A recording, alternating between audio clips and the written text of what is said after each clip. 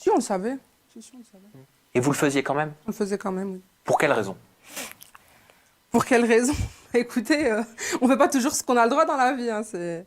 Est-ce que vous avez suivi l'histoire des sœurs Botox? Après s'être fait passer pour des médecins esthétiques sur les réseaux sociaux, les sœurs Botox, Camilla et Hajar, auraient selon l'enquête injecté de manière illégale de l'acide hyaluronique et du Botox à plus de 600 personnes. On proposait tout ce qui était injection, botox, acide hyaluronique, tout ce qui touchait à la beauté de la femme. Les conséquences? Abcès au menton, éruption cutanée sévère, bouche partiellement paralysée, paupières tombantes, boule ou taches sur les lèvres. Les victimes bavent en continu depuis les injections ou encore hospitalisation et opération chirurgicale d'urgence.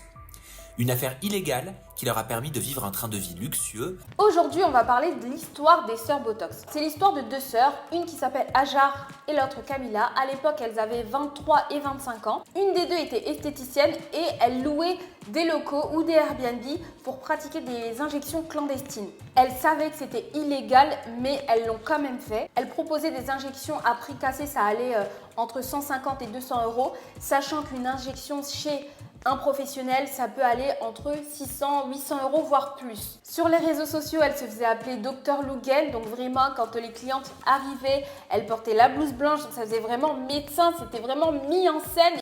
Oui, une esthéticienne porte une blouse blanche aussi. Sur laquelle était écrit docteur? DR, oui, oui. DR. Oui. Pourquoi je me faisais appeler Dr Loujaïne? Parce que tout simplement, les cosmétologues en Russie, les spécialistes dans les injections se font appeler docteur. Donc je me faisais appeler Dr Loujaïne, c'était un pseudonyme sur les réseaux sociaux.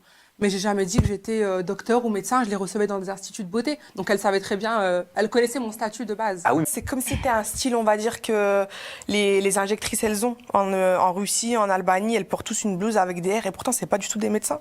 Moi, c'est Elisa Louis, je suis formatrice au CAP esthétique. J'aide les candidates à obtenir ce diplôme tant redouté. Si tu souhaites te former au métier d'esthéticienne, je propose un cours gratuit. Tu y trouveras les erreurs à éviter que les candidates font toujours, les 3 actions à mettre en place avant de commencer, comment progresser rapidement et surtout ce que le jury attend de toi pour valider ton diplôme. Si tu veux regarder le cours, le lien est dans la description. Pour proposer toutes ces prestations, elles faisaient appel à des influenceurs et pour leur visibilité, elles étaient sur les réseaux sociaux comme Snapchat, TikTok et autres. J'ai fait plusieurs publicités avec des influenceurs, des influenceuses.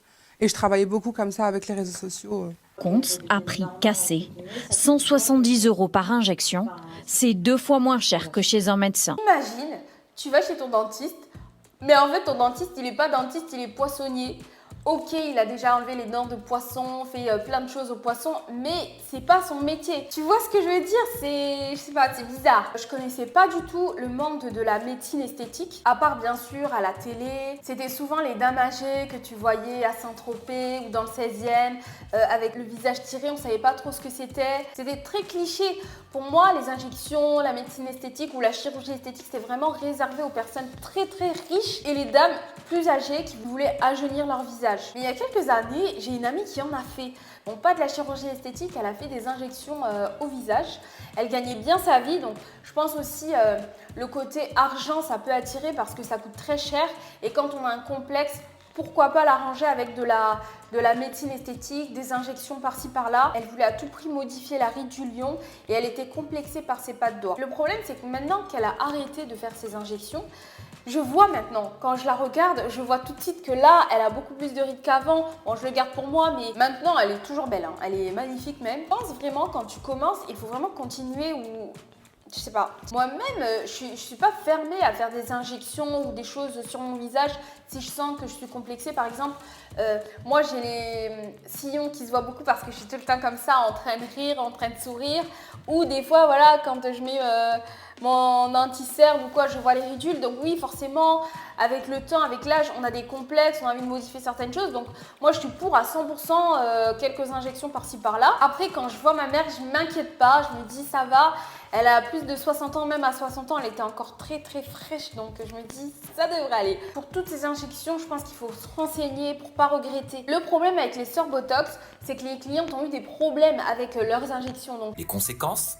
Abcès au menton, éruption cutanée sévère, bouche partiellement paralysée, paupières tombantes, boule ou taches sur les lèvres. Les victimes bavent en continu depuis les injections ou encore hospitalisation et opération chirurgicale d'urgence.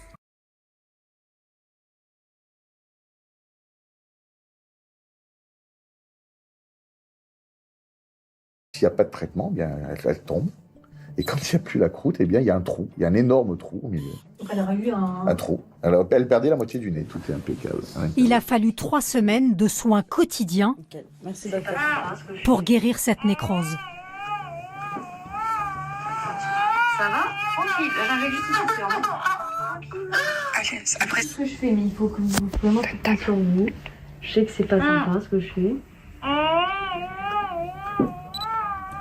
Alors, j'injecte une enzyme qui va repérer. On est passé à 2 doigts de, deux doigts de la cata. On dirait que je vais tomber dans les pommes. Ça y est. Le traitement est très douloureux. On m'en fait des piqûres. J'ai trop mal, je vais serrer. Franchement, je vais être honnête, je le fais pas. C'est tout. Moi, je vais être honnête avec vous. Moi, je vais être honnête avec vous. Si vous le faites pas, vous allez le regretter toute votre vie. Mais c'est pas grave, je préfère regretter toute ma vie. Je vois des lèvres qui ne m'appartiennent pas. J'ai une très grosse masse qui descend et qui me gêne. C'est celle-ci qui me gêne le plus quand je parle. Vous avez ce côté-là qui tombe complètement. Le matin, je suis obligé de mettre du scotch et le soir, pareil, pour pouvoir maintenir les yeux ouverts. C'est vraiment dangereux, on se rend pas compte quand on a un corps étranger quand même à l'intérieur de son visage. Bon, j'ai pas fait des études de médecine, mais quand même c'est... Je sais pas, moi j'aurais peur de donner mon visage quand même, c'est la partie qu'on voit le plus, c'est notre identité à une personne qui n'est pas qualifiée pour faire telle ou telle injection sur mon visage. Ce n'est pas pour rien qu'il y a uniquement les médecins qui ont le droit de pratiquer telle ou telle injection. C'est important de toujours choisir un professionnel qualifié. De toute façon, pour n'importe quelle prestation, quand tu vas faire tes ongles, tu regardes bien si elle a fait une formation ongles. Ok, en tant que cliente, c'est dangereux, tu peux avoir des séquelles, mais en tant que praticienne, tu risques gros. Celle qui pratiquait les injections, elle a fait quand même de la prison, c'est pas rien. Condamnée à de la prison avec sursis pour la cadette et à de la prison ferme pour l'aîné. J'ai fait de la prison, Sam, j'ai fait de la détention quand même. Donc je pense qu'en 4 mois, j'ai pu prendre conscience quand même de la gravité des faits qui m'ont été reprochés. Et aujourd'hui aussi, si je viens, c'est dans un but bienveillant, c'est dans le but de faire aussi de la prévention, de dire à celles qui le font de ne pas le faire parce que c'est grave. C'est-à-dire à d'autres injectrices illégales ? Exactement, qu'il y a des conséquences et que les conséquences, elles peuvent être graves, que ce soit pour les victimes et aussi par rapport à la détention. On souffre, on fait souffrir notre famille. C'est pas un jeu en fait. Quand j'ai commencé à pratiquer les injections, je savais que c'était illégal, mais jamais je me suis dit je vais aller en prison un jour pour ça. Jamais de la vie.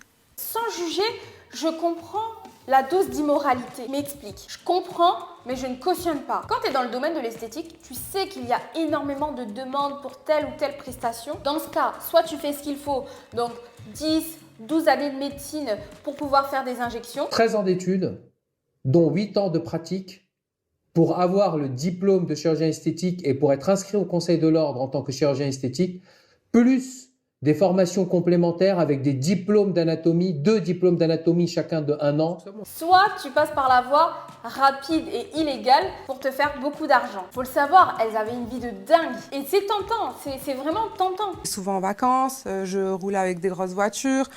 Après, nous, on est des femmes qui profitent de la vie, on est des bonnes vivantes. Hein. À chaque fois qu'on fait de l'argent, on va, on les dépense, on achète des choses, on va à l'étranger, on fait des vacances, on va au resto.